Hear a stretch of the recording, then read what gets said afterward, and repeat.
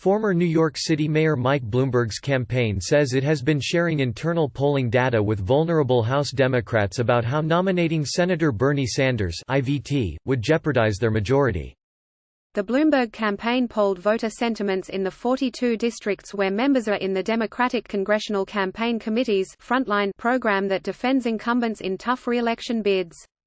According to Bloomberg campaign manager Kevin Sheekey, the poll found Trump's favorability at 47% positive and 49% negative, against 38% positive and 53% negative for Sanders. About half of voters polled, 47%, said the increased role of socialist ideas in the Democratic Party is a bad thing, compared to only 19% who described it as a good thing. And the poll found that a plurality of respondents, 39%, said they would be less likely to vote for a House Democrat if Sanders is the nominee, compared to 34% who said it would have no impact and 21% who said they'd be more likely to vote for Democrats. Overall, Trump has a narrow 48% to 47% lead over Sanders in the 42 swing districts. Trump's lead grows to 6 points when voters are read an attack line about how Bernie Sanders is a socialist who supports UN American, big government plans that will spend trillions of dollars, lead to higher taxes, and destroy our way of life. Sanders is less popular than Trump, loses significant support when attacked for his socialist positions, and will negatively impact these vulnerable Democrats if he heads the top of the Democratic ticket. Sheekey wrote, The Sanders campaign did not respond to a request for comment, but it has stated previously that it believes Sanders has a potent electability argument and could defeat Trump. National polls show Sanders running ahead of Trump and performing as well or better than most of his Democratic rivals in hypothetical head-to-head matchups with the president.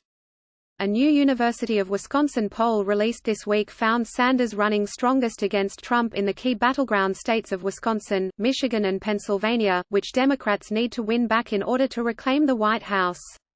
Sanders has an energized base of supporters that turn out by the thousands to see his campaign rallies. And he's built a diverse coalition of Latinos and working-class voters, who propelled him to a massive win in the Nevada caucuses on Saturday. Sanders has made the case that the party must nominate a candidate who energizes the liberal base and has a message that resonates with working-class voters in the Midwest, who broke for Trump in 2016. They believe moderate Democrats and independents will get on board when faced with a choice between Sanders and Trump. I think not only virtually all Democrats, a whole lot of independents, and some Republicans understand that it is absolutely imperative that we defeat this extremely dangerous president, Sanders said Monday night on CNN. So I'm happy to tell you, for a start, that if you look at the polling out there, polls go up and polls go down, but almost all of the polls nationally have me defeating Trump. We are the strongest campaign because we have the energy and the excitement that we need to create the largest voter turnout in the history of this country, which is exactly what we need in order to defeat Trump.